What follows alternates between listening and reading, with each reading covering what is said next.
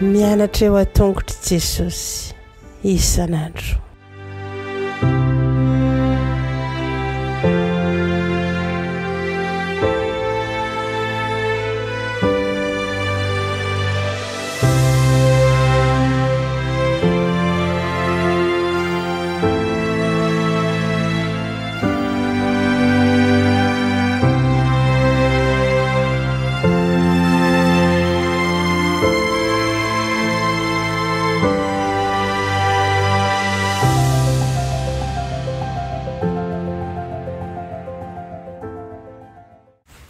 Miarabantsika tsirairay avy indray tonga eto amin'ny fandraisana ny lesona ho an'ny lehibe isika amin'ity alabe ity.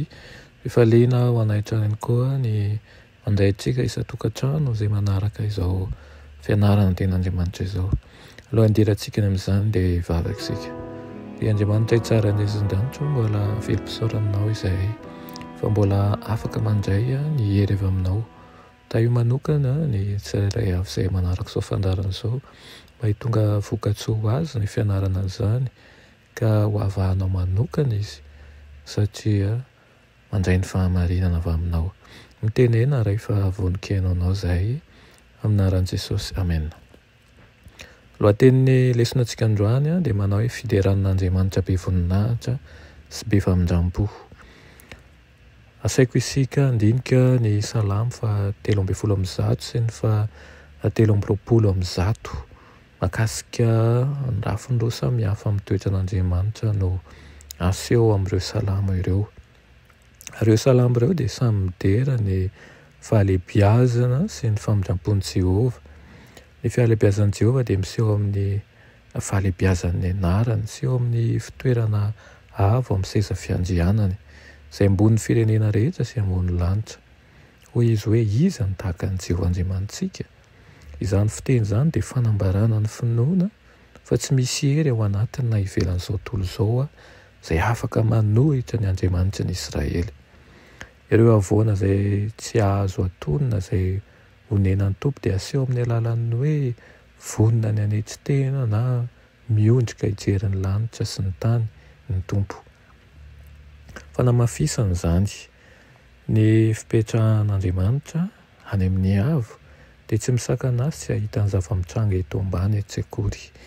Ny famindrampon'ny Tompo dia miseho amin'ny fahavononana amin'ny mpitiavana handray anjara amin'izao tontolo izao sy hamonjy ny mahantra ary ihany koa ny sahirana.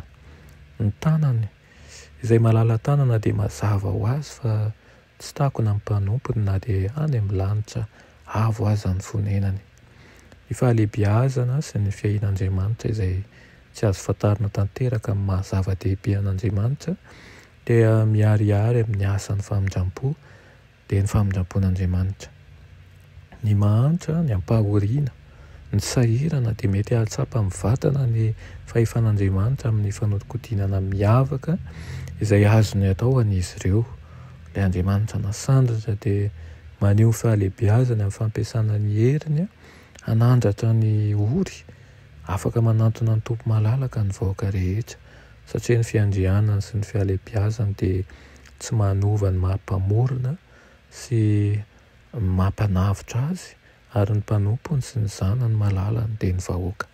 Noho izany raha fitina ny lesona an'io dia ny fanompoam-pivavahana dia tsy noho ny fahalehibiazan'Andriamanitra ihany fa noho ny fahatsarany ihany koa. Tsy voafetra ny fotoana ny fiderana azy, tsy voafetra ny habakabaka ihany koa. Ny fahalehibiazan'Andriamanitra sy ny famindrampony dia miseho tsara indrindra ao amin'i Jesosy Kristy izay naniry hiondrika avy any an-danitra ka hampidina ho ambaniny ambanin'ny tenany ka nandalo ny fahafatesana teo amin'ny hazo fijaliana mba hanandratana ahako sy mba hanandratana anao. Eo amin'ny hazo fijaliana noho izany no hananantsika ny antony lehibe indrindra hivavahana sy hideran'Andriamanitra noho izay nataony amintsika.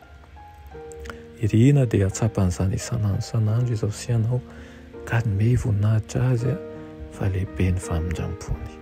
Amen. Iranay tsara indrindra Zandanitra mbola misaotra anao izahay noho ny famindramponao, noho ny fahalehibiazanao, miteranao ary aoka hiteranao tsy tapaka izahay satria avy aminao ny fandresenay avy aminao ihany koa ny mahatanteraka ny faniriana rehetra ary avy aminao no mahatonga anay ho mpandova miaraka amin'ny Kristy. Koa mety izy ianao amboly mandrakariva ny fitiavana ao anatinay ary ihany koa aoka hitombo faharetana sy hitombo finoana ary afasahiana fanoloran-tena tahaka anao izay. Anaran'i Jesosy, amen.